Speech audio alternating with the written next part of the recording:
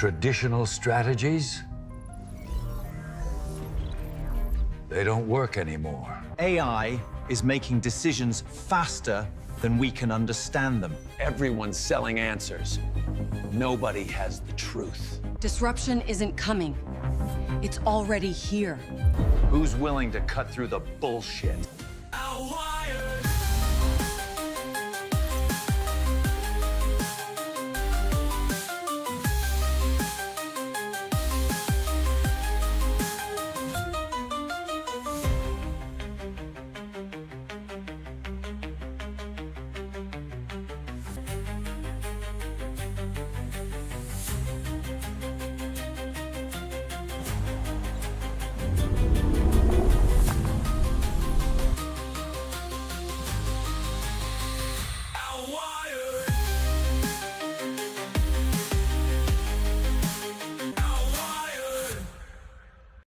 Make one thing clear as we start the show, Scott. Just straight up off the bat, so that nobody has any misinterpretation of what's happening in the world today. If you don't use dark mode on your computer, you should be banned from society. I don't know who stares at these bright white screens all day and thinks that that's a good idea. I especially when the mouse pointer is white too. Right. So anyway, that's how I wanted to open the show today, just so we're very clear about the state of the world and who belongs in it and who doesn't. And if you are one of those people who just has not, for lack of a better term, seen the dark yet, not seen the light, seen the dark, just investigate dark mode and you'll never go back. Yeah, it's one of those things. So, do you use dark mode, Scott? All right. Well, yes, I do. Thanks for coming on the show today. Thanks for joining us. That's all we wanted to talk about today on the show. All right, what's welcome to Outwired for another week. What's on your desk this week, Scott? What do we want to talk about? You know, we've talked. Here's something I wanted to bring up, even if it's just brief again, because it's something we've talked about in the past. Okay, but we've talked about everything in the past, but go ahead. It seems like we've hit a lot of different topics, but this idea, of and I'm going to focus on just our industry. Okay. And it is the idea of not being uninformed. It's the idea of being misinformed. And I'm saying this because just today, someone sent me a video of a YouTube video that someone did. I don't even know who. I can't even. It was too life-wrecking to look at for too long. But so it was a Taylor Swift video. That's what you're saying? It was just horrible. Oh, it was, and anyway, it was what it was all about how awful RV parks are. Now, how awful RV parks are? Yeah, and I know statement. We sling, some arrows on this show. Can we play this video, please? Can we play it? How about if I send you the link? And then I can play it? You play it, yeah. All right, send it in the private chat, and then Jessica will play it. It sounds too good to not play. Because it's a topic that is near and dear to me, and that is people talking shit. And like us, we talk shit every week, man. That's what we do on this show. But I'm talking like really talking without data behind it. Yeah. Yeah. Okay. I got That's the whole point. So again, it isn't being uninformed; it's being misinformed. And let's see, private chat. Here we go. So, right. And it's, anyway, did you tell your thing, and then we'll watch the video, or do you want to do it the opposite way? Let's watch the video. Let's do that because that'll. Jessica's gonna pull it up here. I think everyone will see what I'm talking about.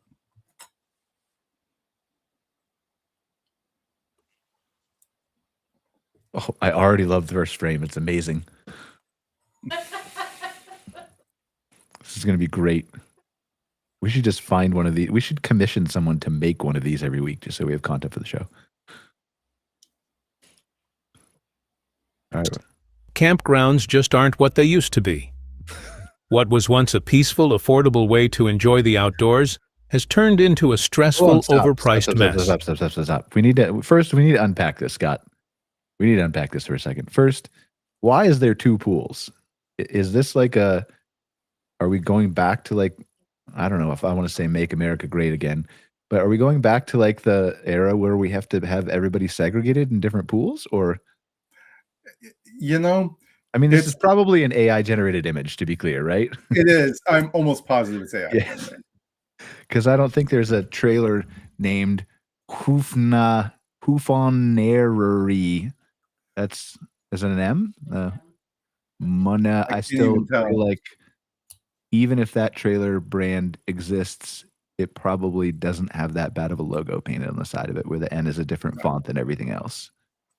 Correct. And yeah, okay, all right. So sorry, can we pick this apart for a second, or do we just want to watch the video? Just watch for just a few more seconds, and then all right, go ahead. Go ahead.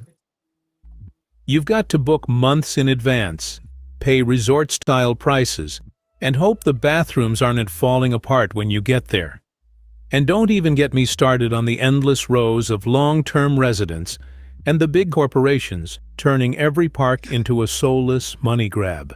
I like that the RVs If you've been RVing for more than a few years, you know exactly what I'm talking about. So today we're breaking down why campgrounds are getting worse and more expensive. This is an AI voice. And why it's driving a lot of us off the grid. A few Hold years on, ago, stop. It's driving us off the grid because the fucking power poles are slanted and it's very dangerous. There's no power. It's like they're all leaning the same way. There was power there, but yeah, it might power a few more things that you don't want powered, like your body. Yeah. Okay. All right. Continue, sir. Roll into a campground on a Thursday afternoon, snag a decent spot, and settle in without a problem. Nice jumping pillow. Not anymore. These days, you need to plan like you're booking a wedding venue, months in advance, with backup dates and alerts set for cancellations. Campgrounds have become so overcrowded that it's starting to feel more like a competition than a getaway. One of the biggest reasons for the overcrowding is the massive rise in RV ownership. I have an important question. Why is everybody want to be on the one side of the pool instead of the other? Do you see how the lawn chairs are gathered and kind of like everybody's moving them all disjointed, but on the other side there's like a bunch of blank space? You would think they would want to be in the sun more than the shade.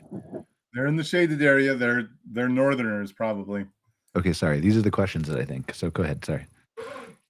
2020, there's been a flood of new RV owners hitting the road, all looking for that same slice of nature and peace. The problem is, the campground infrastructure hasn't kept up. There are only so many sites available, and most of them get scooped up instantly during peak seasons. Try getting a spot at a national park without booking 6 months ahead. It's nearly impossible. And even when you do get a reservation, the experience often feels more like camping. That dock in the top right looks very unsafe. There's too many people on that dock. Are we still looking at AI generation? Oh yeah, look, there's a trailer right in the middle that looks like it's cut half off through with a chainsaw. Oh yeah. That's amazing. That's what we were talking about, though, being open to nature. Maybe that's the new moto model somebody built that we had on the show. Just saw that thing in half. Okay, sorry. We're going to never get through this video. Okay. In a parking lot than in the great outdoors. Sites are packed in tight. Privacy is non-existent, and the constant shuffle of arrivals and departures kills any chance of quiet relaxation. Some campgrounds are now cramming in as many rigs as possible just to meet demand, meaning smaller sites, narrower lanes, and zero breathing room between you and your neighbor. The frustration builds when you realize how rigid and unforgiving the reservation systems have become. Wait, pause. This is great. How is there constant arrivals when they have to drive around their tires and their washer and dryer? It's like oh, man. this thing's is amazing. I love this. That's not a real image. Jessica said it was a real image. There's for sure. We're going to find some AI stuff in here now. Do you think this is AI or this is real? I think it's all AI. I think most of it is, but this is interesting. I think most of it is. I think they may have taken some real pictures and had AI modify them. Maybe.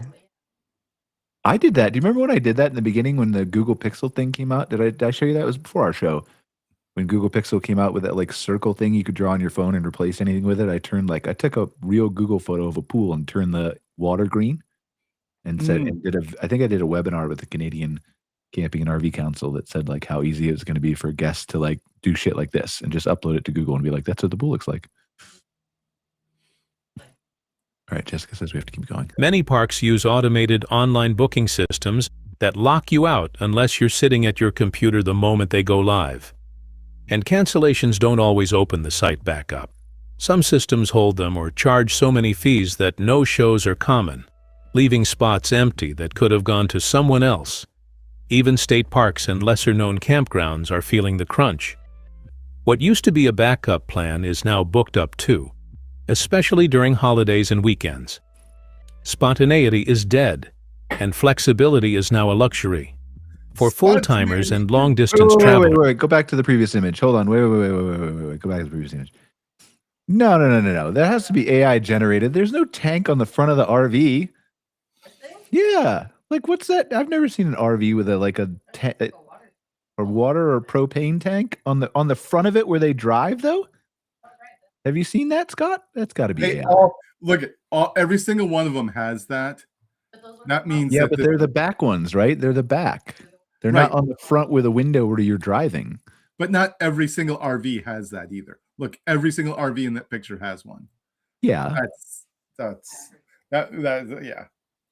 AI generated. All right, sorry. Flexibility is now a luxury. For full-timers and long-distance travelers, that means having to adjust your entire route just to find a place to sleep. I took this picture last week. The bottom line is this. Campgrounds are overrun. There's too much demand, not enough capacity. Look at those and the people paying the price are the ones who just want a quiet place to park and enjoy the... In the middle of the picture, is that a dog dragging a child across the sidewalk? Yeah, it took him down. The packs are running wild in there. I mean, fuck. A dingo ate my baby at the RV park. That's even worse because it actually looks like a tranquil place, but you just are like, these people don't even notice the child being like mauled by the dog and dragged to like somewhere. Well, it's Den, which is around there somewhere. Motherfucker. This guy's right. Campgrounds are dangerous. Hey, check out the little kid in the kind of the lower left with the mullet. I think that kid's sporting a mullet, right? Okay. Yeah. Is that a mullet or not? No, that's not a mullet. That's like some kind of demon-possessed girl from... Okay. What was that one movie? The Omen. Yeah, but like a girl. Okay. Or Children of the Corn or something. Yeah. Yeah. Okay, sorry, keep going. Outdoors. Until something changes, like an investment in new campground infrastructure or a serious overhaul of how reservations are handled, this overcrowding issue isn't going away. And for a lot of RV owners, it's taking the fun out of the lifestyle we used to love. It used to be that paying $30 or $40 for a campground got you a decent site, clean bathrooms, and maybe a fire pit and picnic table. I like this campground. I applaud them for being so honest about where their site fees start at $1,000 a night. Good for them. Starting at $1,000 a night. Yeah. What a great... There you go. See, it's all about transparency, and that's how you fill up your campground. Yeah. Right here. Just put it on your sign. By the way, we don't have to go through this whole video. It's kind of fun. Are you not having fun? Are you not? I am. I'm just saying. If you don't want to, we don't have to. What else are we going to talk about? Yeah, I don't know. Good point. I think this leads into a good discussion. So I don't know. I mean, if you want to stop, we can. But I'm for going for it. No, you can keep going because you see where I'm going with the discussion already, right? Mm-hmm. If I look on the side, there's like It's such a nice patio, though, on the right-hand side. I can't believe that nobody's using it. They're all inside their rigs. Fast forward to today, and you're dropping $60 to $80 a night, sometimes even more, only to end up with outdated hookups, a muddy parking pad, and Wi-Fi that hasn't worked since 2018. Because you're only paying $100 It's frustrating, a night, buddy. And it's happening everywhere. Look at the $1,000 campground prices have skyrocketed, but in most places... What? The $1,000 place has it going on, man. It's like, I know. I mean, if you understood the basics of economics and money printing, like we've been talking about, The $1,000 a night is actually worth the $80 a night. That's what's happening. All right, keep going. The amenities haven't kept pace. You'd think with all the extra money flowing in, parks would reinvest in their facilities. But what we're seeing instead is a lot of parks raising rates just because they can, not because they're offering anything better. The bathrooms are still run down. The laundry machines are...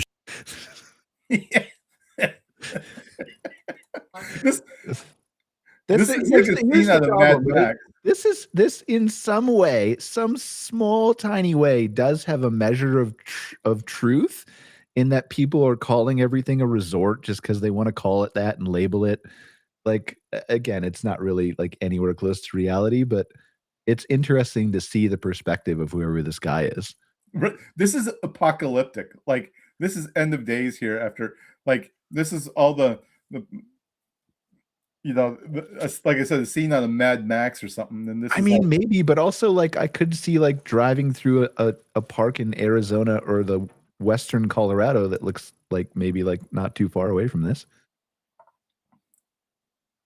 Still broken, and half the time the cable TV or Wi-Fi they advertise doesn't even work. Nobody watches cable What's worse, TV. some campgrounds are now tacking on extra fees. Want to use the pool? That's another $10. Bringing a second vehicle? That'll be an add-on. Early check-in? Late checkout? You guessed it, more fees. Before you know it, your cheap weekend getaway turns into a $100 a night stay with barely any return on that cost. Then there's the trend of calling every campground a resort.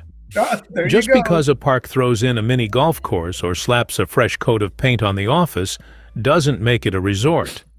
And yet, that label is being used to justify some truly outrageous rates. The reality is, you're still packed in shoulder. He's not wrong about that. No, he's not wrong about that. That's one point I give him a point on that. All right. Now we're back to the same picture. Okay. Yep. Shoulder to shoulder with your neighbors, and you're still dealing with the same old problems: muddy sites, broken hookups, and staff that's too overwhelmed to keep up with maintenance.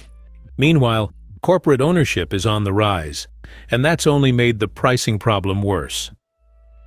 Big investment groups buy up campgrounds, slap a new logo on the sign, and hike the prices without doing much to improve the place.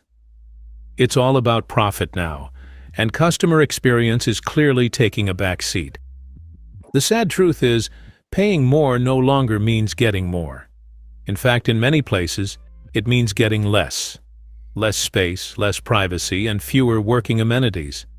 And if you want to camp affordably, you're often forced into dry camping, boondocking, or staying at rest stops, just to avoid the disappointment of overpaying for a site that doesn't deliver. The system is broken, and it's wearing down even the most dedicated RV travelers. One of the biggest shifts happening at campgrounds right now is the rise of long-term renters, and it's changing everything. What used to be a place for weekend getaways and road trip pit stops has, in many cases, turned into a full-time residential setup. Okay, pause. And while everyone deserves... All right. Do we want to have a serious conversation about some of the things that are true in here, or do we want to treat this all as a joke? I think we can have a conversation about some of the things that are true. But you can see the reason I wanted to bring this up is because this is on YouTube. People watch this stuff. And yeah, how many views does it have, Jessica? You have to unfull screen it or whatever to see it.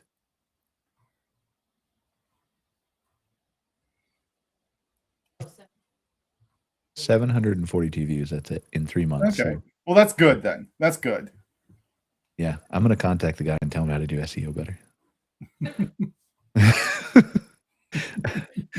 But so, all right. So, like, I want to have the full discussion, but I do want to touch on just briefly as we go through here. Like, he's right. Lots of people are switching long-term to transient. That's partially because of demand, partially because it's not.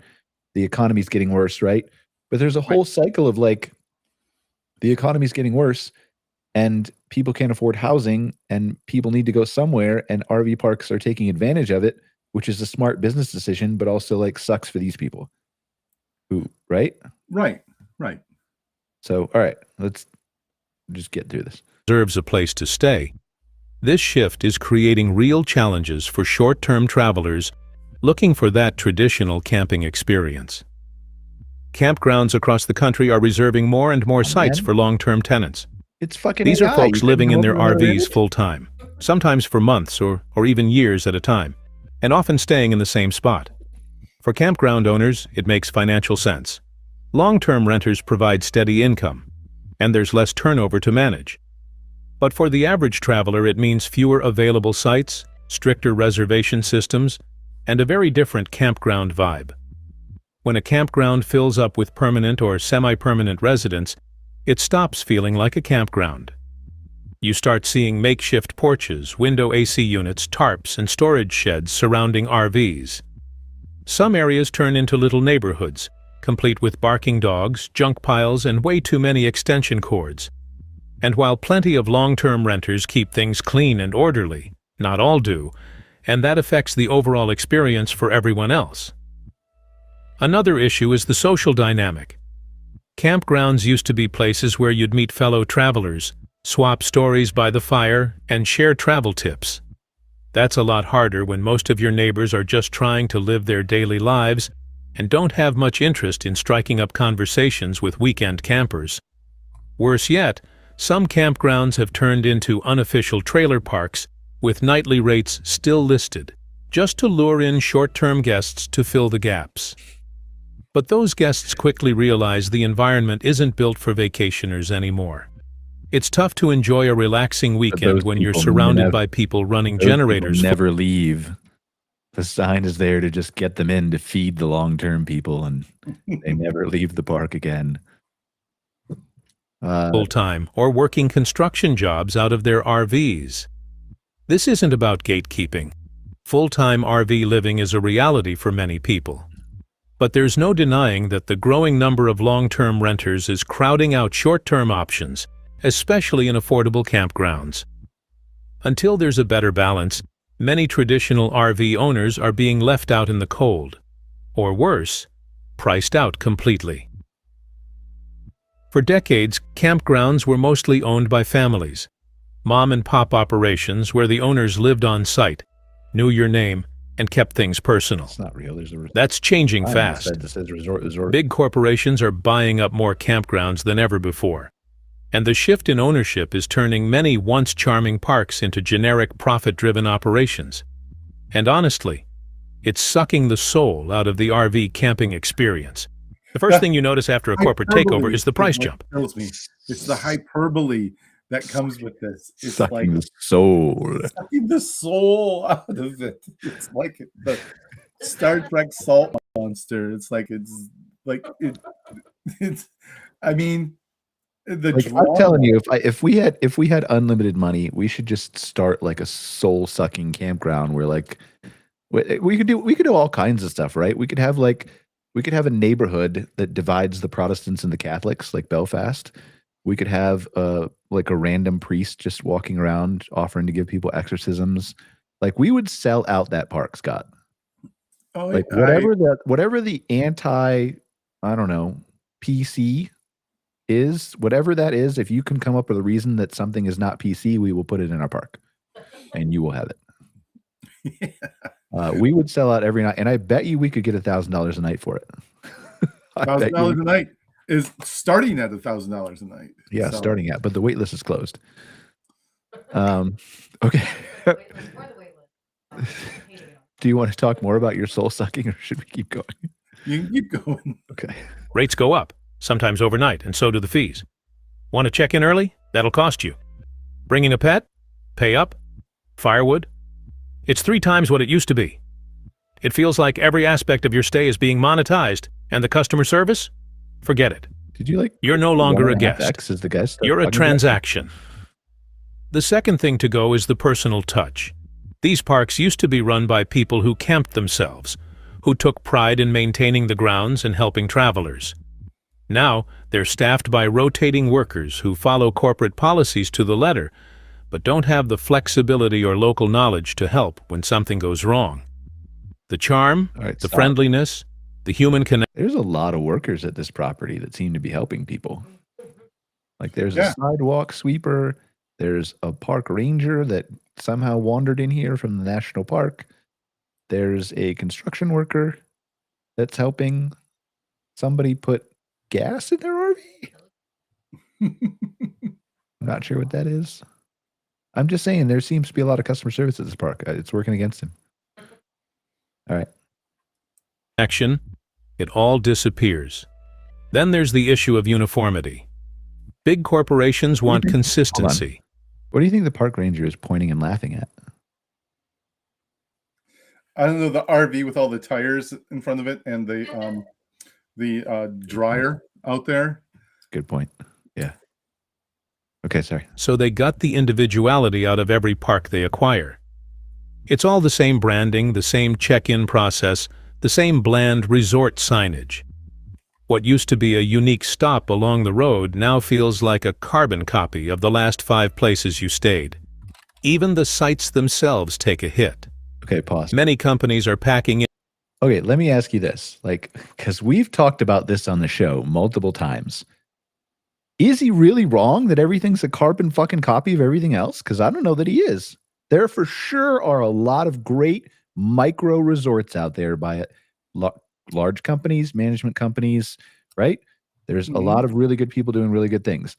But on a greater than 50% percentile, is he wrong? Now, I'm not saying that these aren't nice properties, right?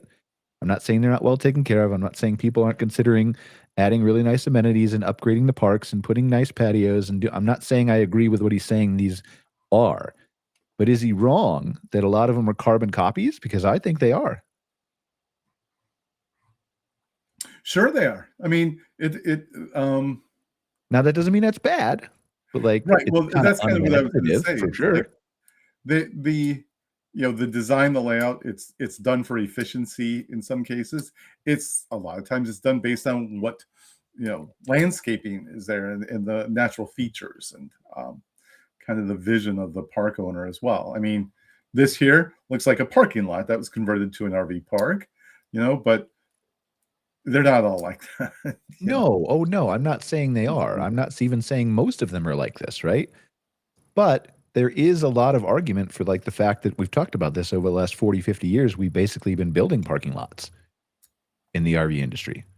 Right. And it doesn't mean that they're crowded together like this. It doesn't mean they're dirty. Nobody's saying that, right? That's not he's saying that. I'm not saying that, right? These are really nice, well put together parks in many cases, but they look the same as the next park. And that trend appears to be, I don't know. It feels to me like it's accelerating that it looks the same. I don't know. They're really good, Jeremy Johnson's on the show earlier, right? He doesn't own an RV park, but he's built something unique and different. Zach is on the show earlier from LJA. He consults and does architecture and builds really unique different things. So there are lots of really smart people who are doing really unique things. And I would never try to lump anything into a statement like that. And again, I'm not saying that what these people are building, whether it's cookie cutter or not, is bad, ugly, dirty, wrong. That's not what I'm saying, right? But a lot of them do look the same, don't they? Sure. And there's a lot of reasons behind that. Yeah, there's a lot of data. But yeah, no, there's no question. I mean, it's hospitality. It's like going to a Hilton. When you go in there, they pretty much all look the same. It depends on what people want out of the experience. If you desire something different, then that's what you should seek. A lot of these, okay, this picture here is obviously highly exaggerated. Yeah. But a place that does pack them in, and some of these are semi-real, a lot of those are overnighters. Or this to me looks like it could be a festival or something like that, And there's others who just don't mind it. They don't care. They just want a place to park and hang out and get out under the awning and pour a gin and tonic. So it's well, I think there's a couple things playing in here, and again, you have more data than I do right now on this, or at least more data that you've studied than I have data that I've studied on this, right? I think the reason that it feels like more of these have been cookie cutter or built over the last, let's call it 10 years, 15 years, 20 years, right?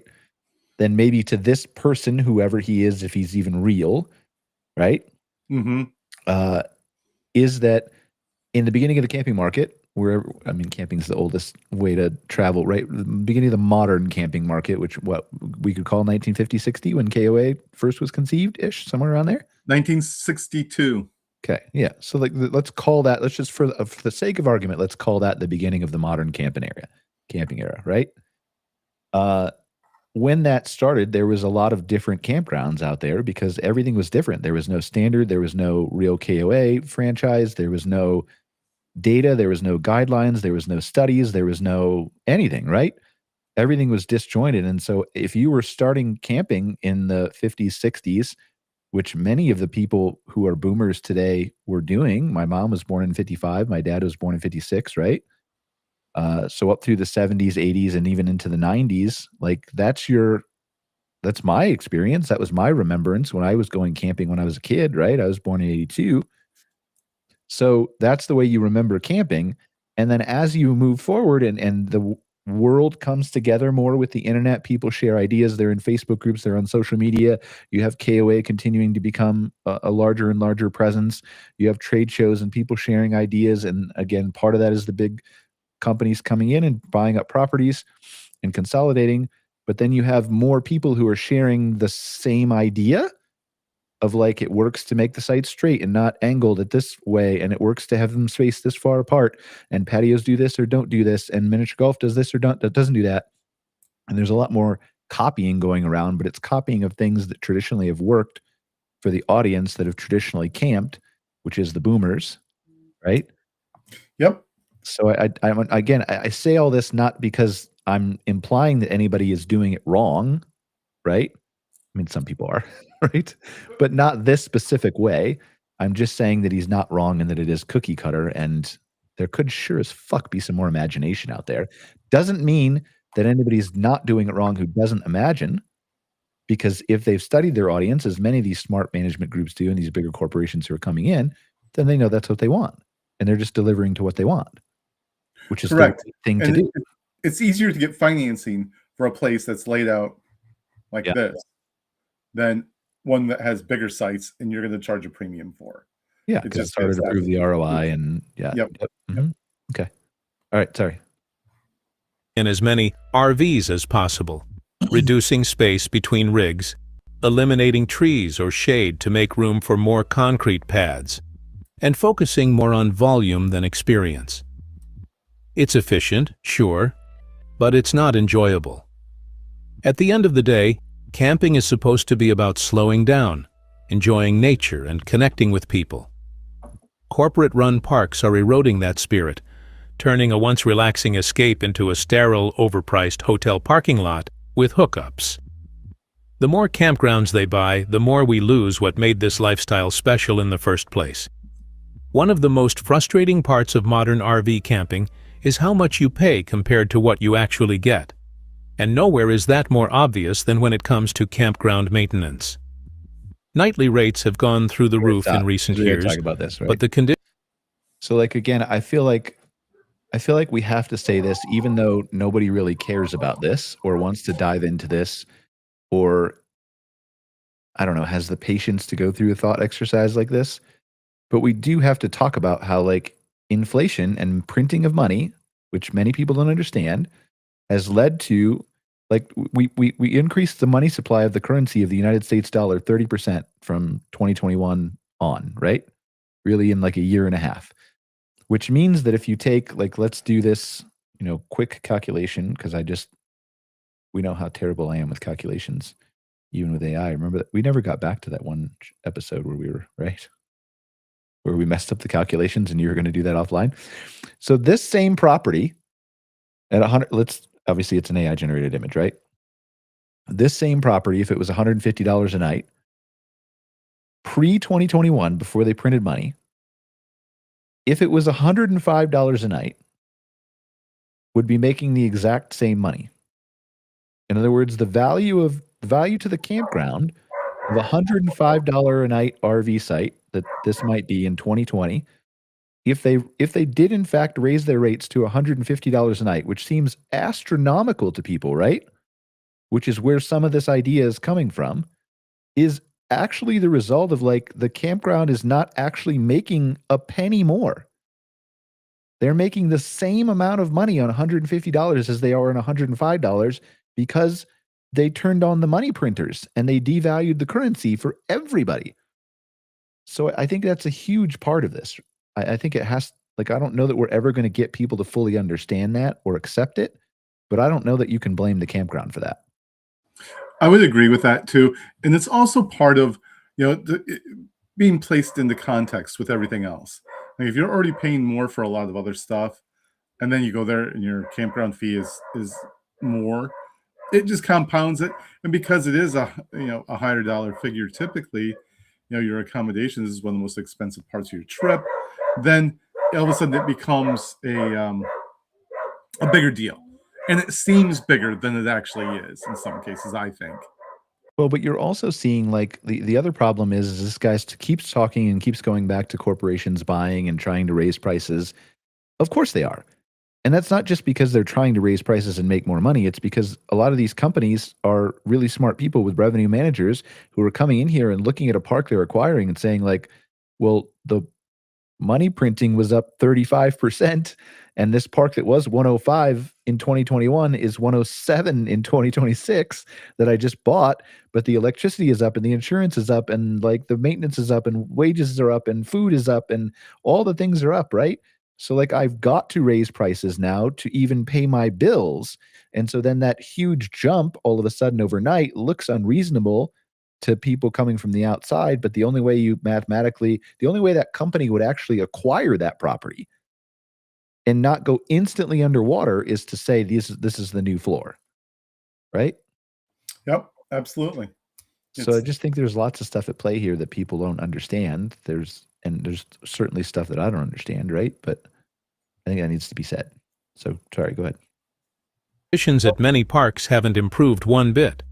In fact, in some places they've gotten worse. You roll into a campground after a long drive, ready to unwind. But instead of a clean, well-kept site, you find broken hookups, potholes in the road, overgrown grass, and trash bins overflowing. Maybe the bathroom is closed for repairs, or the laundry room hasn't been functional for weeks. And that picnic table they advertise in every listing, it's either missing or... It looks really cold in that one RV to the left, right? Like he's got a broken window, and it's like, I bet you that was where the meth lab was. It probably blew out. Like I said before, too, it's like these RVs have been tagged. So this is, this is gang territory. But look at like the RVs in the middle right with the like vine, the ivy or whatever growing all over them. It's boy, if you rolled up into a place like that, you probably wouldn't stick around, unless you're at our niche park that we're going to build, and then you would pay $1,000 a night for it. Yeah. No, yeah, you would have all the luxuries. We could just make it look like that, right? Yeah. That's Instagrammable is what that is. Oh, yeah. Look at this place. Look where I'm staying tonight. I'm brave. I bet Gen Z would eat that up. All right, sorry. Rotting into the ground. It's like paying for a hotel and being handed a key to a half-renovated motel room, except in this case, you're the one bringing the accommodations. This isn't just a rare occurrence.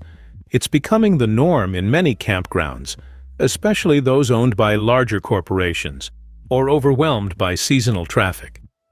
As demand for RV camping has soared, many owners and operators have cashed in on higher rates without putting... This is going to be a slight... Just died. All right, well, okay. Anyway, we're done. Was that the end of it? Did you actually ever watch the full video? I didn't make it to the end. We did together. But the whole thing, it was when you asked about what came across your desk, and that came across mine today. And it's this idea that does the industry have issues to deal with? Absolutely. Yeah, every industry does. Absolutely. But it's such gloom and doom.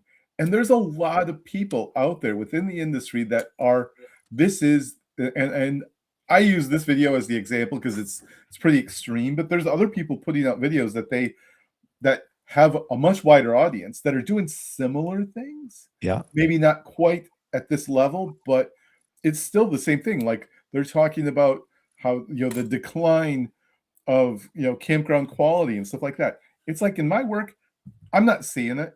I'm not seeing a big decline. People don't like the prices and stuff, but they're not saying that, geez, all the campgrounds are a bunch of shitholes that have been tagged and have But I think tigers that's in it. where they're getting I think that's the definition of decline in many people's view. I'm not saying they're correct, to be clear, but I think their version of decline is that what was $105 a night in 2020 is $150 now. And for that price, because in my mind, for the consumer, I don't understand economics. I have no idea about money printing. I don't know what the fuck you're talking about. I don't pay attention to what campgrounds pay for electricity or insurance or all the other things, right? So in my mind, $150 a night site should be the same as what I would have imagined paying for a $150 site in 2020, which was really luxurious, like really luxurious, right? And so the decline, I think, and using my air quotes, right? The decline is coming from the perception of value, not an actual decline. It's and the price is setting that, the expectation. Right.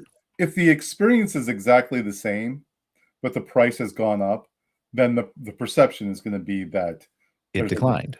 Yeah. Yeah, that's what I said. So that's where I think a lot of this is coming from. I don't know how you battle that as an industry. I feel like the campground owners just have to be a lot more transparent. They have to have these conversations. They have to be open about it. Yeah, were you the one who emailed me about the coffee shop that was increasing prices and sent an email? Yep. Yeah, tell him that story. Yeah, the story is that this local, it's a coffee roastery actually. Sorry. This woman in the town I live in, she has her own little micro roastery, and she's operated it for several years. And she had to raise prices, and she sent out this note, and I'm actually want to read it. It's not long, because I think it displays how you can deal with this kind of stuff. Here it is. Dear Greenwood Bean coffee customers, this is a message I regret having to send. I need to increase prices and want to be transparent about the reasons behind this decision. In the last year, coffee prices have risen globally, and I have experienced 30 to 70% rise depending on the bean origin. In addition, tariffs have added another 10% to the existing price spike. Greenwood Bean Coffee is committed to continuing to source the same quality of coffee you have come to know and expect from us. I love serving this community. I have done everything I can to keep prices steady, having maintained the same price point for 4 years, despite growing costs. To continue offering fresh, locally roasted, organic specialty coffee that supports small farmers, women-owned co-ops, and sustainable initiatives across many countries, prices will increase on June 20th. Thank you for your continued support and understanding. I appreciate you all. Right. And that's the way you handle it. But that's a problem. People need to understand this is a problem for campgrounds. This is a problem for coffee roasteries. This is a problem for marketing companies. I charge $500 a month for a premium custom website. I've charged the same thing since 2018, which means what I'm really making today is like, I don't know, $400, $350, something like that, right? Where I was making $500 5 years ago. And yet, right? So it's a problem for everybody. I have the same issues. My costs have increased quite a bit, and that it's you have to try to balance how much you increase with your prices with maintaining your customer relationships. It's hard. It's hard. Everybody goes through it at some point. It's well, but it's not like a 2%, 3% like we've had historically. It's this money printing that came out of COVID, and let's be honest, like it's probably going to happen again. We're going to have to print our way out of whatever the fuck is happening in the economy, right? With the U.S. debt. Yeah. There's just no other way around it. So like, I don't know. Anyway, back to the industry. But yeah, that I think, you know, again, kind of going back to that video though, is that's kind of extreme and exaggerated, obviously, but there's a lot of people out there in our industry who talk like this. They say, oh, it's From basically the consumer that, side, you mean? what's that? From the consumer side. No, from the campground industry itself. There are people, I haven't really heard too much of that. quote, influencers and so on. Yeah, but I'm those really aren't those, hypersensitive to it. aren't those influencers mostly speaking to consumers though? They do, which is one of the problems. Yes, I agree with you. I'm just saying that's what I said, the consumer side. That's what I meant.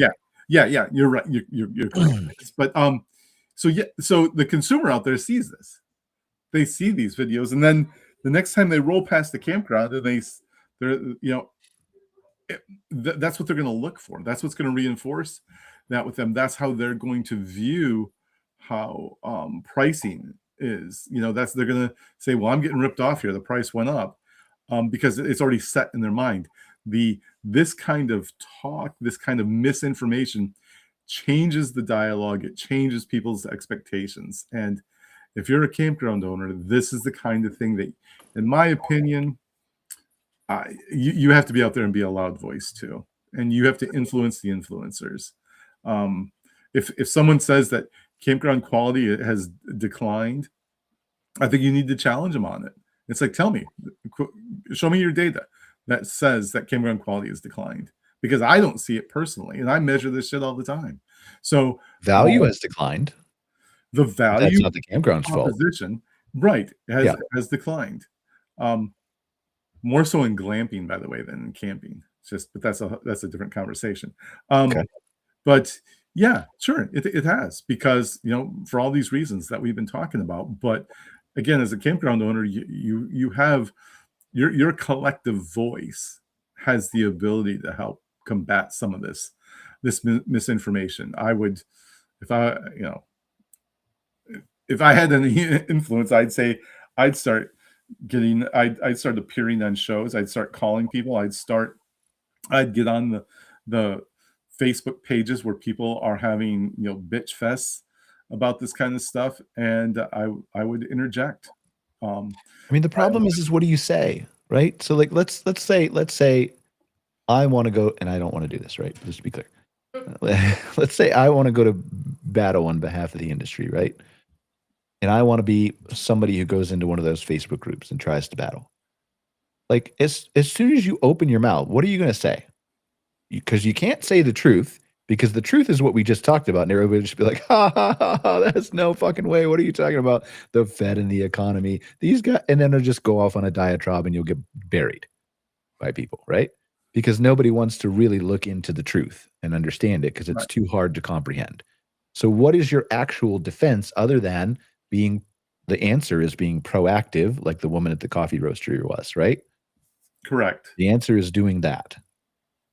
But outside of that, I don't know that there's a way that you can win an argument in a Facebook group. Is there? Let's ask AI. Winning is a dubious proposition on Facebook, that's for sure. We're going to ask AI right now. I'm just going to voice text this thing to be really quick and easy, right? New update. Okay, sorry. Hey, so I'm a campground and RV park owner, and over the last 5 or 6 years, inflation costs have really gone up. I'm paying a lot more for stuff, and you know, my electricity insurance, everything is up. They printed a bunch of money, 30 to 40% in currency in the United States in the last 4 or 5 years. And so what was $105 a night kind of RV site is now $150 a night RV site-ish, just to literally make the same amount of money that I did 2026 over 2021. And so I've got a lot of campers who are coming to me and they're complaining and they're saying like the experience isn't the same and the value is declining and everybody's hating on campgrounds and influencers are making videos and there's Facebook groups talking about how all we're trying to do is profit and rip people off. And obviously we can't go explain the whole economics of the Fed and inflation and money printing to people because we'll just get buried. So is there a strategy for a campground owner or multiple strategies that we can deploy to help tell the truth about what's going on or communicate that to our guests? that a good enough prompt? That was easier. It was easier to talk than for me to type all that. No, that's good. That's good. That works. Okay. This is one of the most important communication challenges in outdoor hospitality right now. Here's how I think about it. Don't argue economics. Reframe around value and transparency. You're right that you can't educate guests on M2 money supply, but you can shift the narrative from you raised prices to here's what your rate actually pays for. A few approaches. The cost transparency play. Some campground owners are having success with a simple visual, a pie chart or infographic showing where each dollar of a nightly rate goes. Really? I've never seen that. Have you? I have not seen anything like that. Insurance up 35%, electricity up 40%, labor up 25%. When your guests see that your actual margin hasn't moved, the conversation changes. I don't know about that. Invest visibly in the guest experience. When people say the value isn't the same, they're often saying, I'm paying more and nothing looks different. Even small visible improvements, new fire rings, better Wi-Fi, a fresh coat of paint, signal that the dollars are going somewhere. The perception gap is the killer. You need your price increase to look like something. Okay, I'm going to rebut to this in a second. But anchor to alternatives. A hotel room in most markets is $200 plus. A cabin rental on Airbnb is $250. You're still the best value in travel lodging, but nobody's making that comparison for the guest. Again, it's RV sites, not cabins, right? Let your advocates fight the battle. Don't engage in the Facebook hate groups or angry influencers directly. Instead, cultivate your repeat guests who get it. Few and far between. Offer a value ladder. If your base site went from 105 to 150, consider whether you can offer a stripped down option at 150 or 120, which would be even worse, wouldn't it? That feels like that would be even worse. All right, so we're gonna rebut against this real quick, and we'll try one more time, right? First, nobody in their right mind is gonna stop and look at a pie chart and compare and have sympathy with you when their own income hasn't gone up and they're paying more for everything and they're just tired of raised prices on all the shit. When you say invest visibly in the guest experience, it's hard to do that when the same $105 a night raised to $150 a night is literally the exact same value that you were getting in 2021. So you're not making any more money, so there's no more money to invest in anything else. More money to invest in anything else. I think your value ladder proposition has the same problem, guests will still see rate increases and then further strip down amenities, which makes the problem even worse because you've raised rates from 105 to 120 and taken away things they used to have for 105 and could have had for 150. And then name the elephant quietly. How about instead of just regurgitating a bunch of shit that you've seen from Google searching, you use your intelligence and think from first principles? Let's try that. What do you think it's going to say?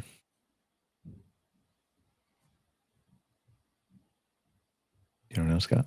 I don't know. It's grappling with the core tension right now. Fair, let me actually think about this. The core problem isn't really price. It says your guest is experiencing inflation across every single category of their life. Okay? Groceries, gas, insurance, and rent. And they're exhausted and angry, and your campground is just one more place where they feel that pain. True. Right? Yep. You can't fix that. No communication strategy resolves someone's broad economic frustration, so stop trying to win that argument entirely. What you can control is whether your campground feels transactional or relational. That's the actual lever. When someone feels like they're buying a commodity, a slab of concrete with a hookup, every dollar is scrutinized. When they feel like they belong somewhere, price sensitivity drops dramatically. Not disappears, but drops. True. The campgrounds getting destroyed online right now are the ones that operate like a hotel checkout counter. The ones doing fine charge the same rates and nobody's making hate videos about them because the owner knows their dog's name, or there's a Thursday night potluck that costs you literally nothing because guests bring the food, or the repeat campers have an informal community that makes new guests feel like they found something. That costs you zero. It costs you presence and effort, which I realize isn't nothing, but it's not capital. The other first principles reality, the loud Facebook groups and influencer videos are a vocal minority. Your actual business lives and dies on repeat guests who come back quietly without posting anything. Protect that relationship. A personal text or email to your regulars before the season, not a marketing blast, an actual human message, does more than any public-facing strategy. You're not going to win the public narrative. Small business owners never do, but you don't need to. You need your 80% rebooking core to feel like this is their place and not a line item. Thoughts? I mean, that's kind of what it's all about, really. It's kind of, That's what they're complaining about. The corporate parks don't have the same feel as the family-run parks at the prices that they were used to growing up to in the 70s, 80s, and 90s. Right. Generally speaking, at a macro level, that's what they're complaining about. Right, and it's a contrast, and that's what happens. It's also what happens again. And I'll go back to it when the dialogue out there is that campgrounds are overpriced, and that's what's going on right now. That's the chatter.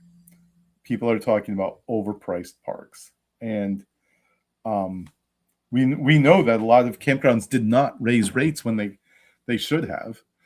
One of the problems there is like the adjustment is incremental versus that one big one to finally catch up. I think that's part of the problem too.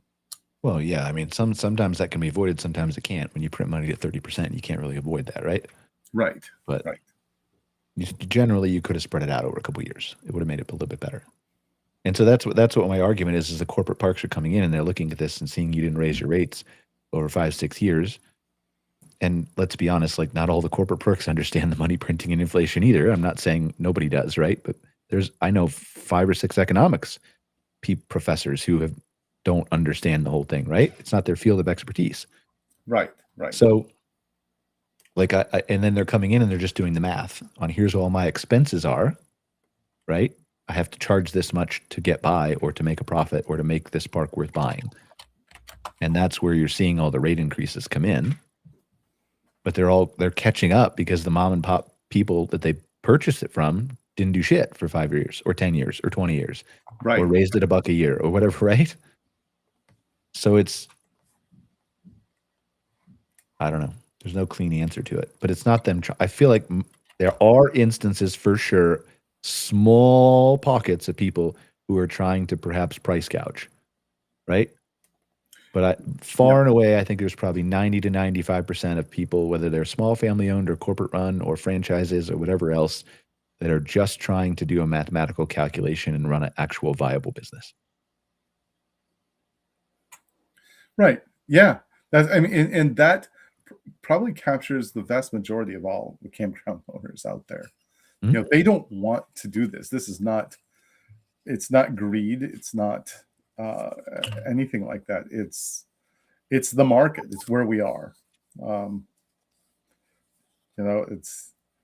Again, if a hotel does it, it's again, that it's kind of absorbed. It's almost understood, but for whatever reason, we just have a different dialogue when it comes to camping and the cost of it. So, yeah, I mean, I almost choked when I was like, the discounted rate for the Florida conference is $212 a night.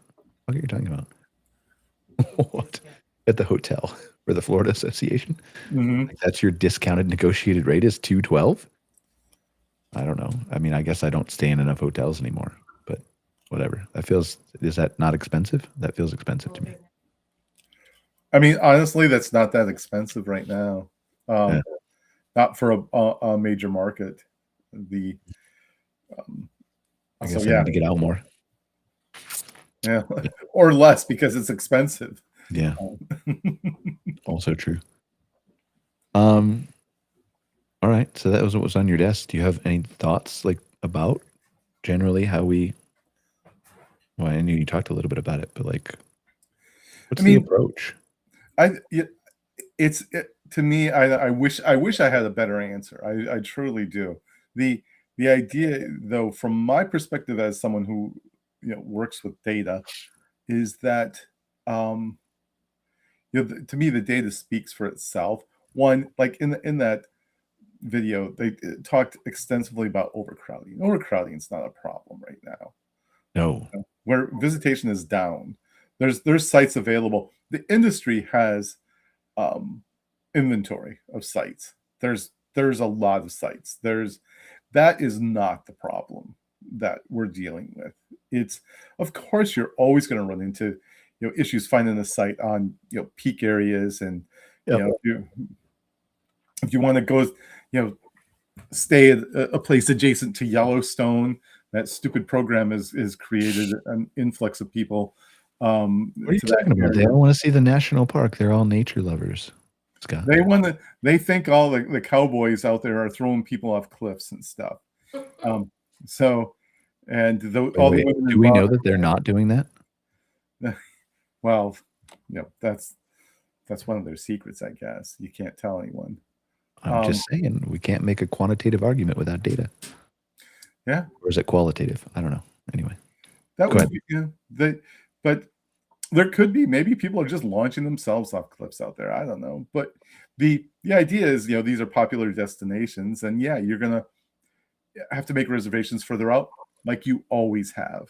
Even if it's a mom and pop place, you're gonna have to make your reservations well in advance, maybe more so at a mom and pop place. So that's not changing. I bet you if we did a study though, and it would be interesting to see, we could probably get this data from RecGov.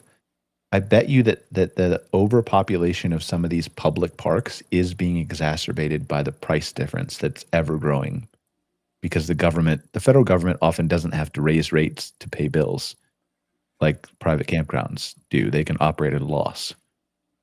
So I bet the gap between that is growing further and further away, is what I'm saying.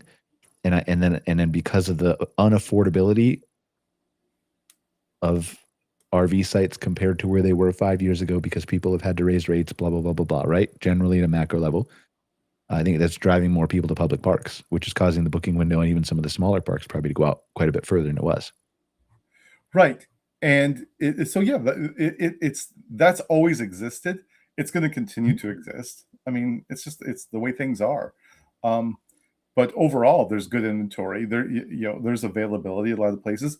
And by the way, you can get a place at Yellowstone a lot easier now than you could a few years ago. So it's those to me aren't the problems that we have to deal with overall. That to me is exaggerated, and I don't feel like that's. And the other idea, and we could call some of our friends that we have within the industry when people critique the idea of corporate ownership automatically meaning that it's bad.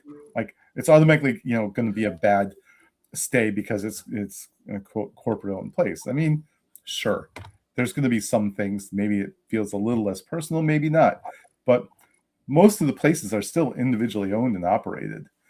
So I don't know. I think that's a little bit overblown too.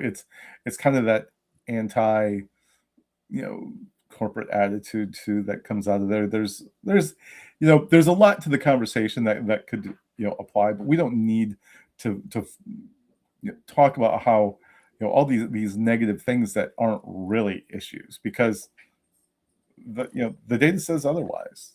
Quality is not decreasing. Prices are increasing. People are more price sensitive. That is absolutely the case. But so generally though, then the answer is to think about how you, whether you're owned by a corporation or owned by a family couple or owned by whoever you're owned by, right? The answer is let me figure out how I can do some small things around my park to make the guest feel welcome and special and personalize their stay and go like just a little bit above and beyond what my neighbors are doing to make them less price sensitive, because they feel more like I care about them, because I hopefully do, right? But either I give the appearance of and convince, or I actually do and do, right? Whatever way you want to take it. But making that happen. And I like, again, I'll default back to technology. I think I just lost my connection there. Am I back? That's weird. You're back now. Okay. I don't know how long I was gone, but it felt like only a second over here. But like, so again, I'm an advocate of like using technology for that, right? Like, because it's affordable. So like right now, I'm literally thinking of this off the top of my head, right?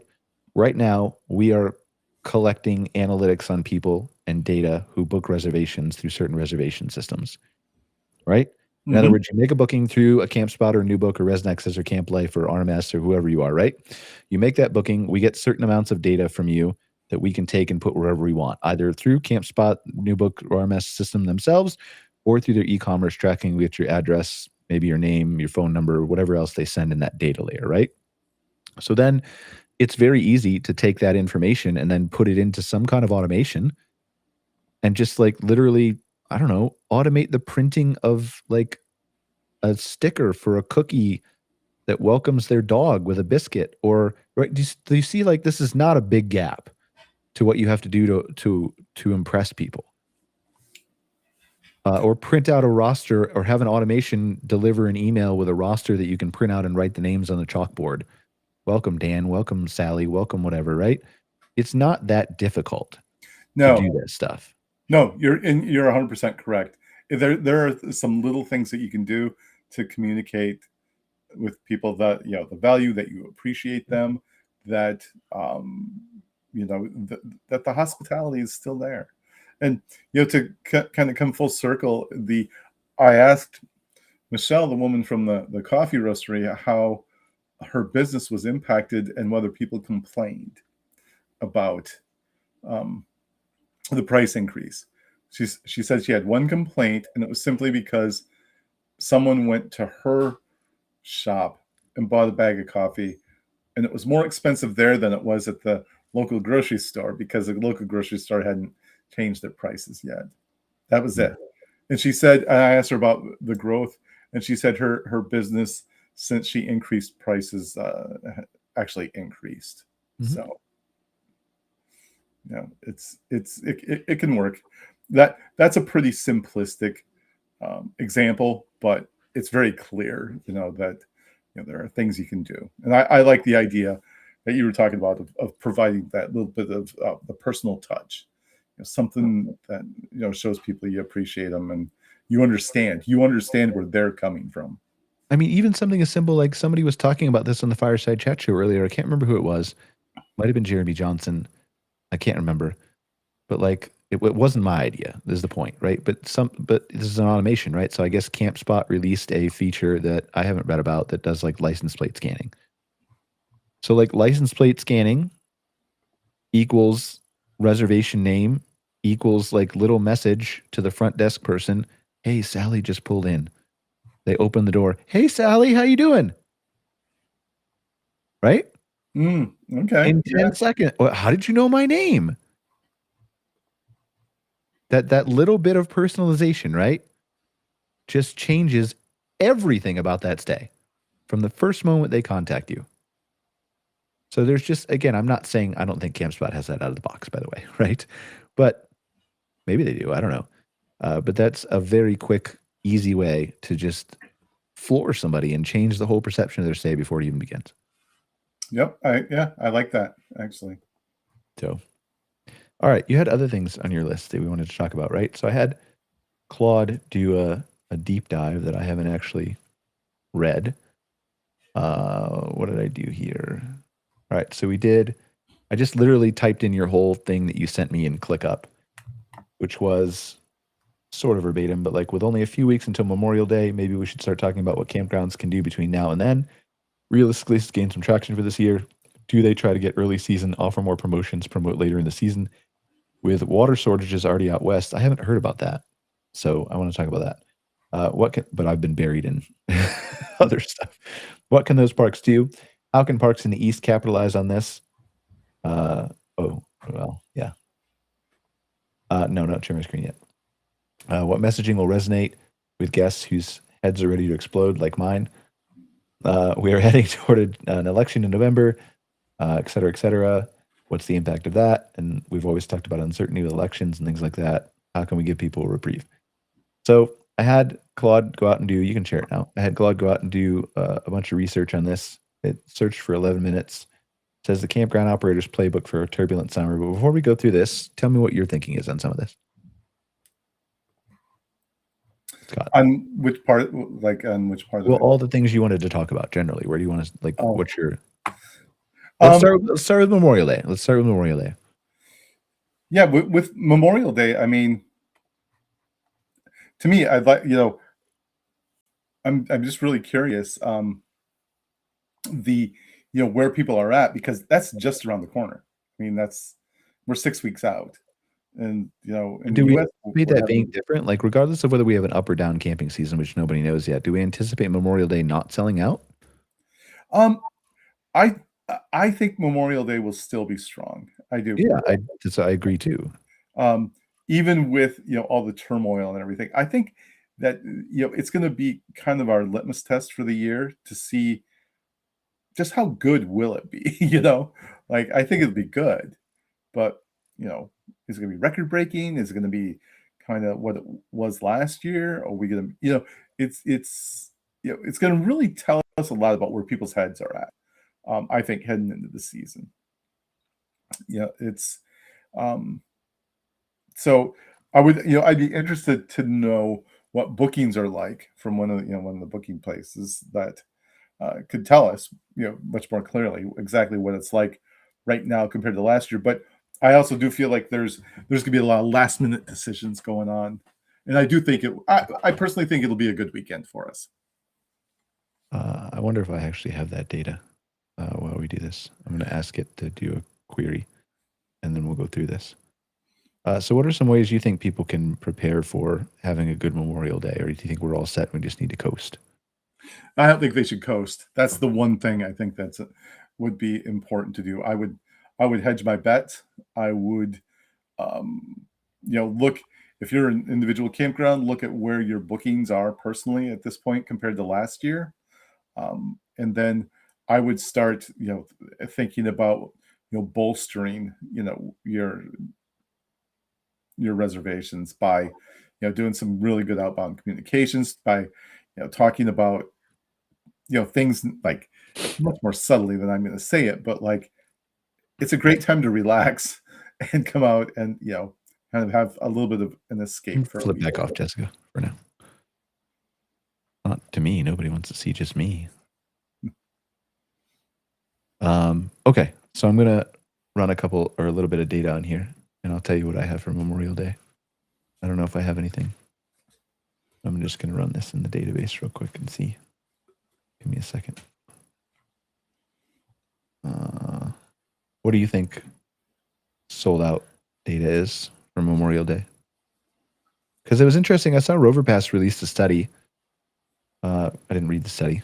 I just saw the Modern Campground thing about it. But how 2025 was a little bit down, but revenue was up. But revenue, it's interesting because now that we're talking about pricing, if you're raising pricing to meet just the bare minimum, you're not really making more money, but your revenue is up, right? Right. So I wonder how that. Obviously, that's a boring report that nobody wants to really dig into, right? But it's interesting. Sorry, everything's logged out on this laptop. I'm getting there. Yes, I'll use the passkey authenticator app. For crying out loud, who knew it would be so hard to get into an account on a live show?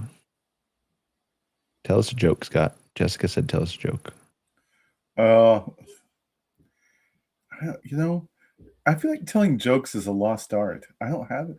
People don't tell jokes anymore. No, I don't want you to tell a joke. You can't tell a joke because you're not officially on the show. Yeah, but No.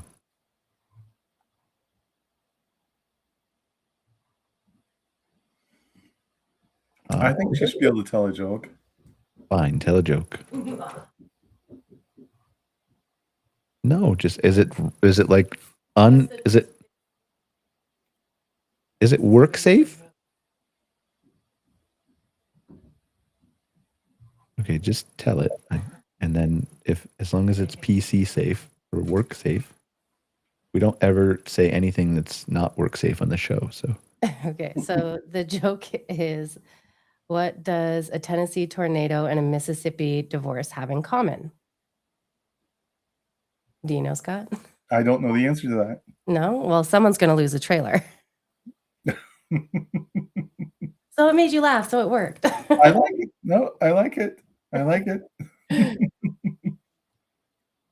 all right. Is the messaging different from Memorial Day?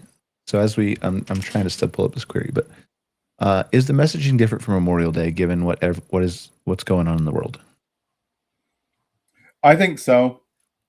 I don't think we should take people for granted. I think we need to do better outreach. We need to do more invitations. We need to convince people that this is, it's going to be that it's going to be fun. It's like, come out and have some fun, like get away from all the bullshit for a couple days and simply have fun. It's like, I think that's what people need. That's what they want to hear. Don't tell them about, like you always say, don't tell them about your sites and stuff like that. Tell them what they're going to do. Tell them what you're going to do. And if they want to just like wander aimlessly through the woods, they can do that. It's I think that's what people want to do, is have that kind of disconnect. So what does my marketing look like? Or like, because a lot of people will come who listen to the show, a lot of campground owners will say like, I don't need to change anything, because that's what I'm already doing. But they probably do, right?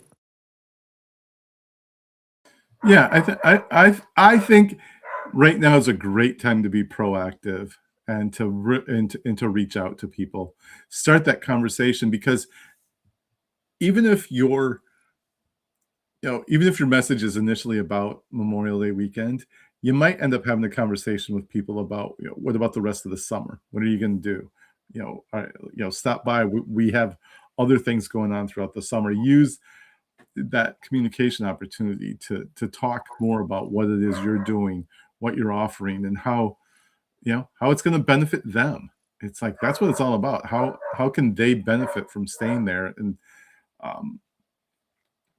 it might be an opportunity to lock some folks into stays the rest of the year, and it might be a time, even while they're staying at your campground, when they check out, to invite them back for another stay.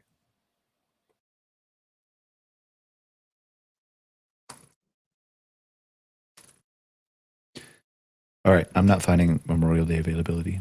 Like, I have it, but I can't get this thing to give me the right query right now. So what's next on your list after Memorial Day? Let's talk about the water things out west, and we'll come back to Memorial Day, because I haven't heard much about this. Well, in many regions of the West, they had a very, very low snowpack this year.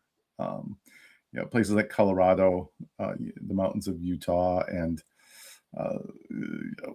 Arizona, New Mexico, and Montana, Wyoming. In fact, I think it was last week, I saw a graphic, I think it was NOAA, that showed that it was maybe a couple of weeks ago now, but anyway, that the snowpack was essentially done for the year in those states, when it should have been at its peak. But there was basically none in many of these areas.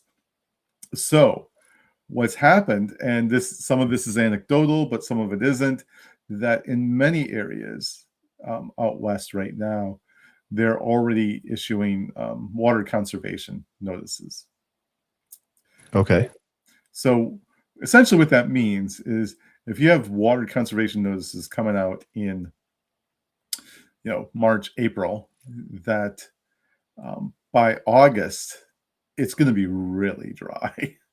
So how does that change a campground then, and their behavior? The one, there's going to be a lot more wildfires. You're gonna see a lot more of that. You're also going to see fire restrictions too. So at your campground, there's a good chance people won't be able to have campfires. Water supply for RVers, to fill up on water, it could be at a premium. It may not even be available. Wells are going to run dry. Our wells in Maine run dry in some years, and we're a pretty temperate climate here. So those kinds of things are going to happen, and it's going to impact the campgrounds out in those areas. It will. There's talk of the Lake Powell being the dead pool, and which essentially means that it's going to be so low that it's not moving, and they're not quite sure how that's going to impact power generation through the dam. That it essentially could be low enough that they they're not sure how it's going to affect those turbines that are powered by water. It may be shut down, or at least parts of it will. So again, if that happens, electric rates are going to go up. Availability is going to go down. The water supply in all these areas, again, is going to be really, really low. I hate to be gloom and doom about this, but it should be in your thought process right now that this could be on the horizon. Have we ever had a situation? I'm sure we have at some point, right? But is there anything in recent history that shows what the restrictions would be on a campground level? Like, do you have to like monitor your own water usage? Do you have to turn it off and on at certain times of the day? Do you have to like, how do you communicate that to your guests? But like, has there been restrictions like that on campground owners in the West before, or anywhere?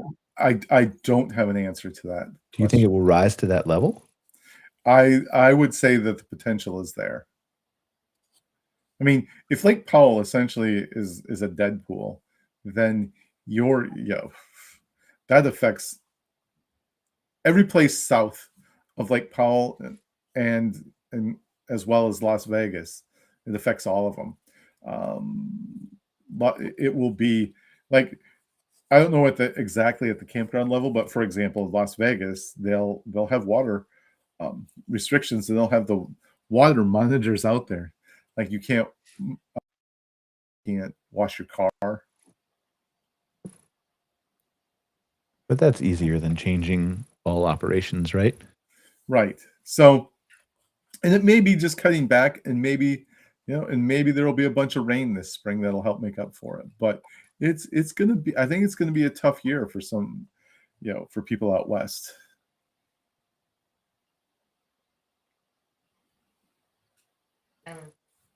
There's silence because I'm trying to look up a query and Scott stopped talking, and I don't have anything else to say right now.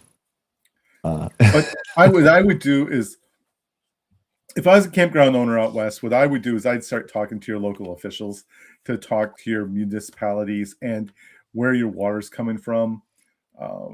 If you have your own artesian well, that's a little bit different. But again, wells can go dry, and you may want to think about it sooner rather than later. So again, I don't want to be gloom and doom, but it's just, I think it's going to be forewarned about what could be on the horizon, so people can plan. You want to plan. You want to make sure that you're set up for this. Some of this stuff that could be happening. All right, what's next? You had another point on your list that I can't remember off the top of my head. Okay. Let's see. I know you talked about the election in November, but there's something before that, right? Oh, it was just kind of like, the one of the results of what's happening out west could be an influx of people from out west coming to the east for the summer. And if you're in the okay, so let's talk about that and unpack that, right? So like, I think I remember you talking about that now. Like we don't want to take advantage of it, but we kind of not in that same way, right? But like, does that really have a big impact, given that we know people are staying closer to home and not traveling as far?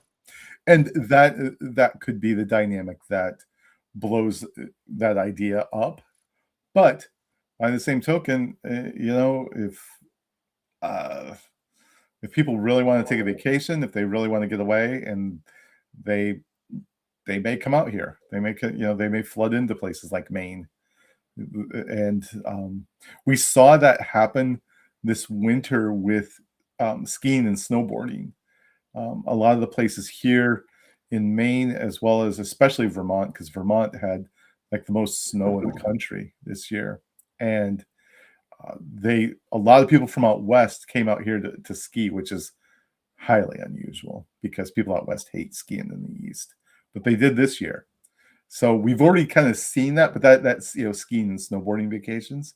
And that's kind of why I brought that up too, because this could transfer over to the summer season.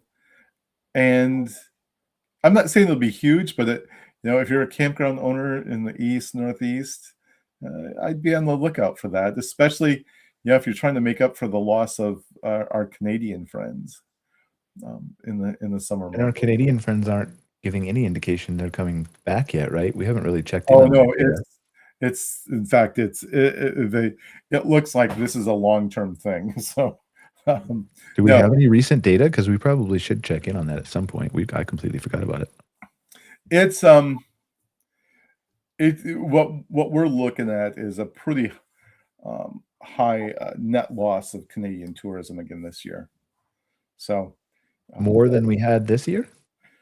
maybe not more, but at least the same amount. How's that? Okay. Which is even in some respects is worse because it's 2 years in a row, and you hope that some people would start coming back, but they have no desire to come back Yet, So- or you? But so when you say long term, how long term do you think this is going to be? For some people, I think the loss won't. I don't think we'll ever get some people back. How's that? I don't know what that percentage is. I'm going to say 15, 20% probably. Feel strongly enough about it. Some people may be meh, do like, what are you going to do for me? And then some people probably want to come back and get back into their old habits. But it's probably going to take a couple of years and some work to bring them back.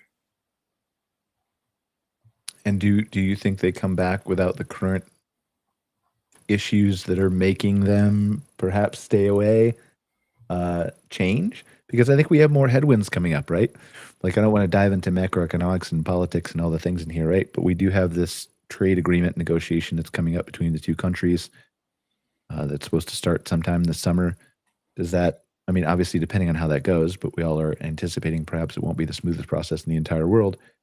That could exacerbate some things. Right. And I think that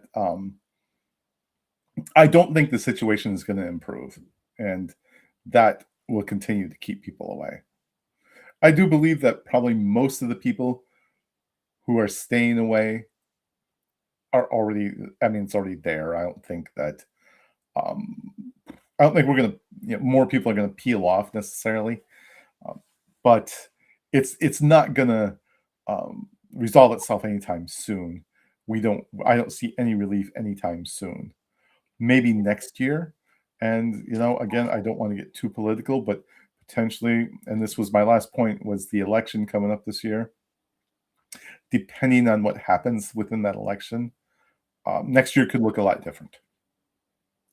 So yeah, but the primary driver of arguably the issue that most Canadians have with traveling to the United States is not going to change in November. It probably, whatever that may be, it's a mystery. Yeah, it may not substantially, but it could impact their mindset a little bit. It could, and that's just me being, Hopeful. polishing something, that maybe shouldn't be polished. I don't know, but it could change how just people's views a little bit. So, but there's also a lot of time between now and November. So, I think it's gonna be very stressful for people. I think people are, especially, it isn't just Canadians either. It's international travel, and overall, besides Canadians, and people are staying away. More and more are staying away. I don't know. I don't have any data on what the outlook for like the World Cup is. I think a lot. I keep seeing they just keep raising prices and raising prices and raising prices. Yeah, and I think more countries are probably going to pull out of the World Cup. And Really? You think so? Who's pulled out so far? I know, like, Iran has said, like, if you're not moving our matches to Mexico, or then we're out. It's mostly some of the small countries have said, we're not going. There's a few of them that have pulled out. I don't know off the top of my head. I don't remember who they were. Like Wales, isn't going, but I just remember that one for some reason. So as we get closer, we'll see what happens, because I've heard rumblings of moving more of the World Cup games to Canada and Mexico. So that was an event that was supposed to give us a real boost this year too, because a lot of people, that own campgrounds, near these locations where the matches are going to be held, are, we're planning on a pretty big season, because of that, and that may not be as big as we wanted overall. We have the America 250 celebrations this year. I think that will help our industry quite a bit, though. It's not going to bring in anyone international, by the way, but as you think there ends up being a big boost between people? Like, obviously, there's lots of patriotic people. July 4th is a great holiday. Lots of people come out for it anyway. Do you think there's a lot? You think there's a lot more people who will come out just because it's the 250th than otherwise would have, and will go camping and stay longer? Yep, I do. Okay, I do. It's we've been measuring that, by the way, so we're seeing that it could be a decent bump, as well as the Route 66 100-year celebration too. People like to go to things like that. It prompts something in them, and for some people, both of these, there's this kind of a sense of patriotism. Sure, as there should be, right? Like, nobody's saying there shouldn't be. Yeah. So there's a decent amount of that going on. So those two, I think, personally, and I could be wrong, and people can hold my feet to the fire if they want, that the World Cup, I don't think, is going to be as robust as we had hoped, but I do think that the 250 and the Route 66 both have the potential to provide us with a decent boost this year. Well, that'll be good. We'll take all the boosts we can get, right? Yeah, absolutely. And if you're a campground located within striking distance of Route 66, man, I'd get all over that. I think that's going to be a big deal. And for the 250 thing, it's a great time to, move beyond just 4th of July and really, extend that event, that celebration. Have 7 days of celebration or whatever. So I'm working my way through this, Scott, little by little. So what happened in my database is that all the, or I shouldn't say this publicly, but all the reasons that sites were unavailable for Memorial Day, we got the raw data in there instead of like aggregating it properly and saying like this is sold out, like creating a inference-based sold out versus not sold out based on what the message was. It was all the raw messages. So I'm trying to fix it one by one as we're on the show, and just change it. So it gave me a bunch of SQL queries to run. And so I'm just running this little by little by little. But so we may get there or we may not before the end of the show. But anyway, that's where we're at. So, and then the last thing I think you wanted to talk about was the election in November. Yeah. Yeah, this election, I think, is going to be incredibly, for a non-presidential election, it's going to get a lot more attention than off-year elections typically do. We know that in election years, it does stress people out because the amount of advertising and exposure is going to be huge, and the pundits and the arguments, the back and forth, it's really gonna stress people out a lot more than they are already. Yeah, I think so, because I feel like overall, the more contentious it is, the closer it is, the more people are going to lash out, and so people are going to be looking for a reprieve. I'm going to go back to that again. This idea of what I call national stress is going to be, I think it's going to be off the charts. Where is it at now? Isn't it off the charts already? It is, but we've tacked another chart to it, and it's going to be off that one too. Oh, okay. So right. It's people are really, again, the level of stress. I wonder, and you and I have had these conversations before about, people do tend to gravitate toward the outdoors, during like tough economic times and stuff like that, and when they're stressed. But is there a kind of a tipping point where people kind of shut down and say, you know what, I'm just not going anywhere? And do we have any data on whether there is? I don't yet. It's something we're gonna look at this next week, by the way. Well, hurry up, man. We want this data. What do we got to wait a week for? Yeah, the weeks go by really fast, so it'll be here before you know it.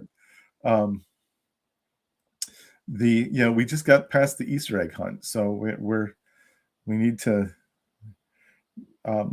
be patient a little bit. But anyway, so we're going to look at this a little bit deeper. This is one of those things I think about a lot.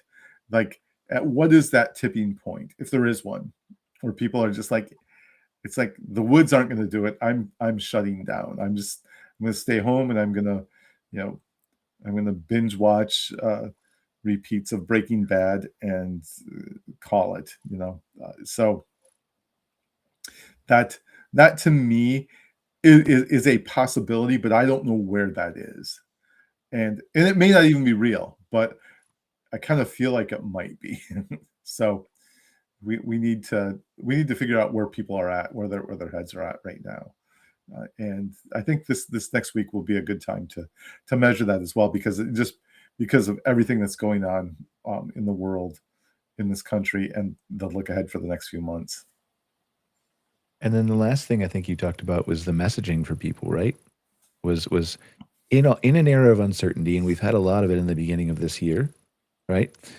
Not the Iran war, which may be over, maybe not over.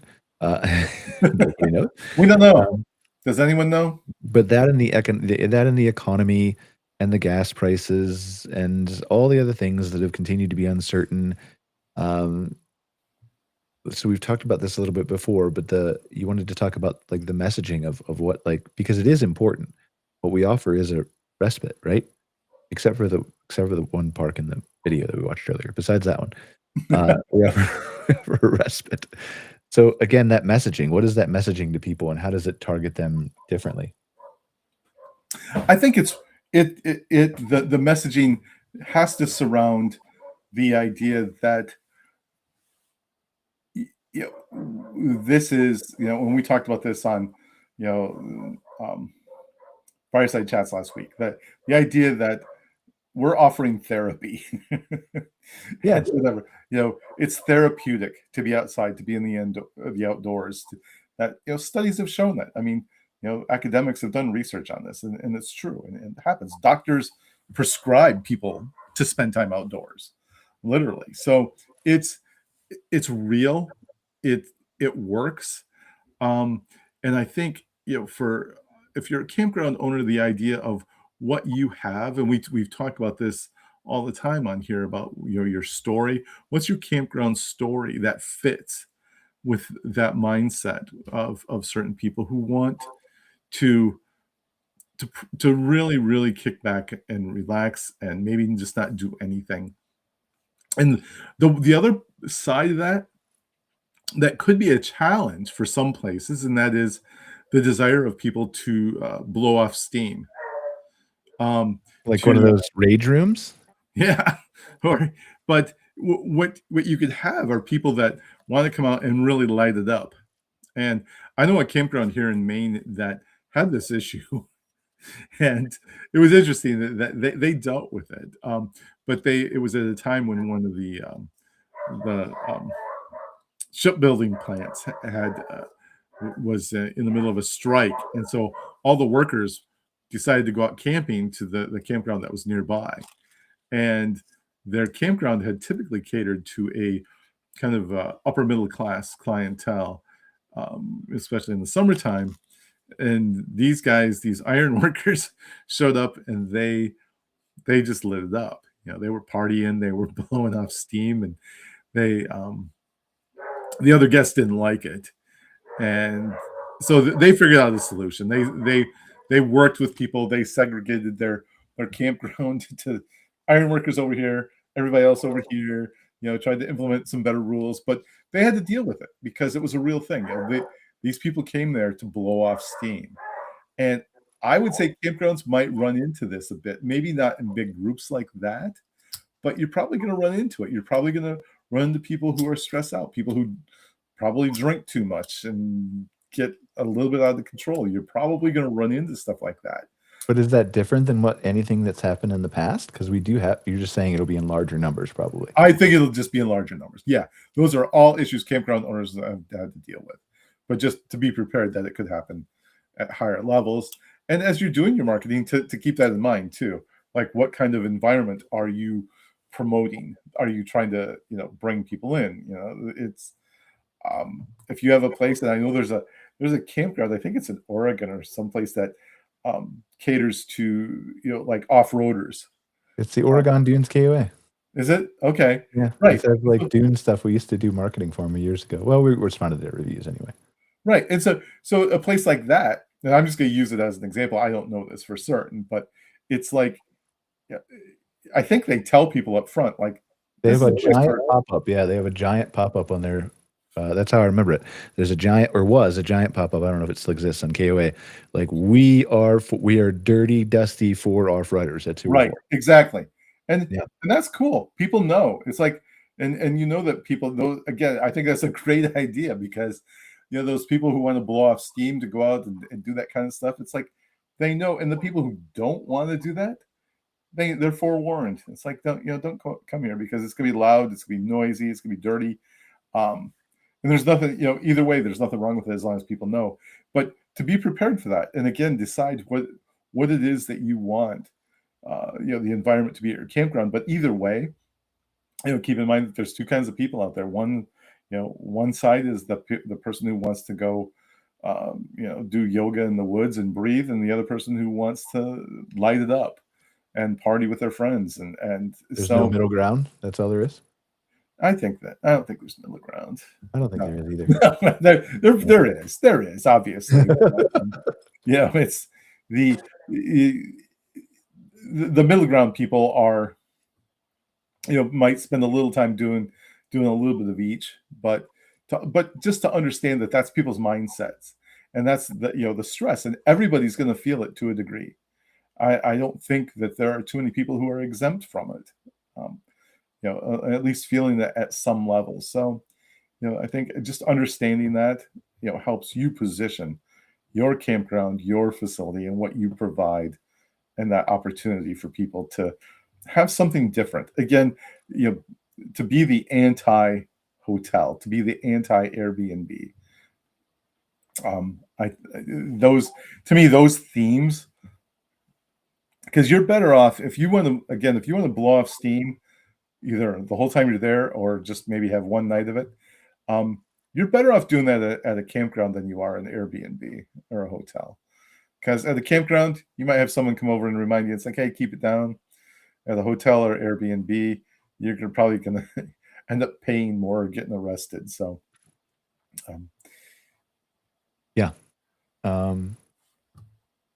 because there's parties at campgrounds. There's no parties at Airbnbs.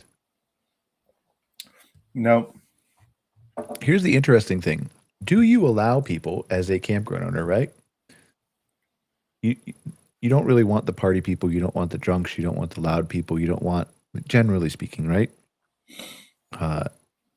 Is there a certain way that you as a campground owner can allow people to let off steam responsibly by understanding that this is what's going on in the world? Like, obviously, I don't know if you want to market to that necessarily, right? But does that make sense? Yeah, it does. I would say the best thing you could probably do is to have an opportunity during the day for people to do something that exhausts them.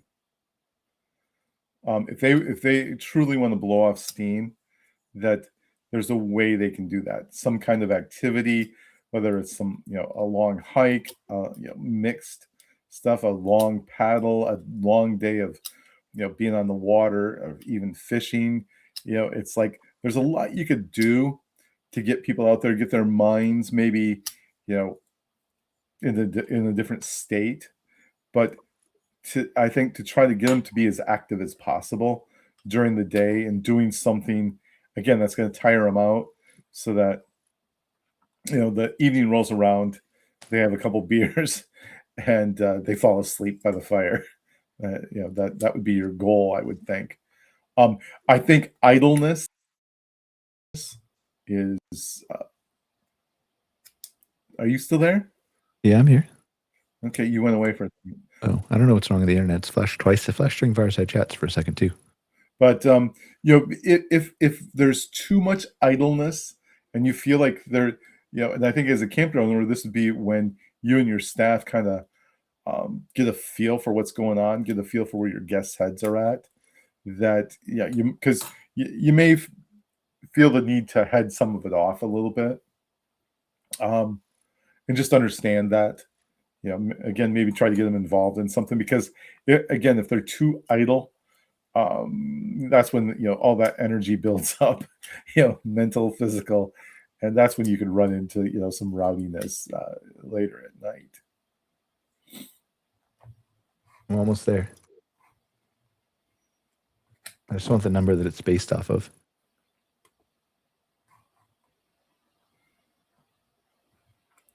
Well, I asked the wrong question.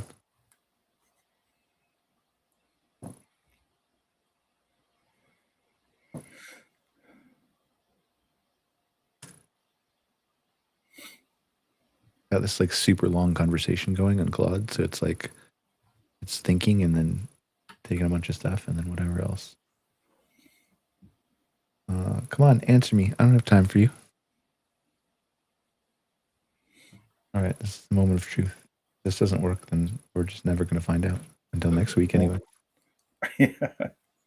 But I guess to build on what we've been talking about a little bit is that it's hard leading this conversation on the show, isn't it? It's I want someone else to do it. Just like everybody else does. The idea, anyway, is that as a campground owner, you know what your campground is. You know what your atmosphere is. You know who your guests typically are. But go out there and get a read on it, and also think about it as you consider how you're marketing your park and what you're providing, because these things are real, and I would guess that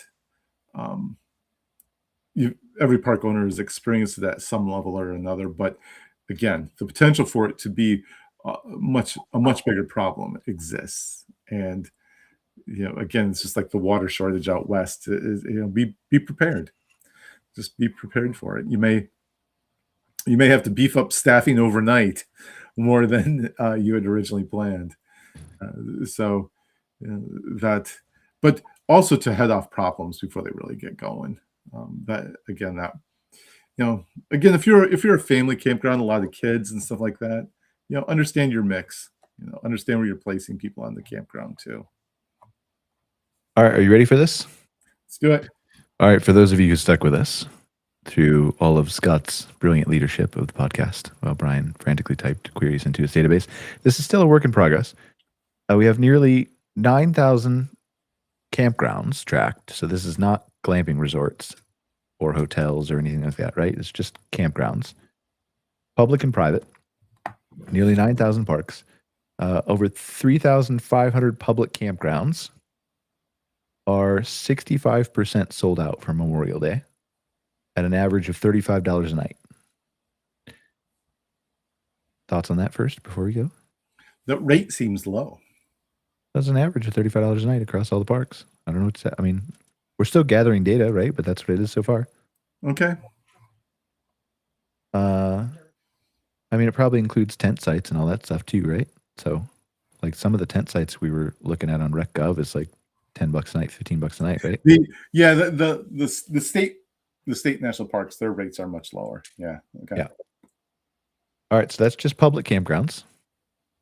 For private campgrounds, we have over 5,300 in a database so far. What do you think it is? What percentage sold out? Private, I'm gonna say like 55%.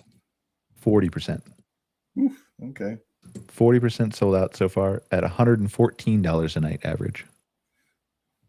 Okay. That includes cabins and rentals and all that. I didn't segregate them all, right? That would, to me, that would suggest that people booking the higher value sites are booking earlier.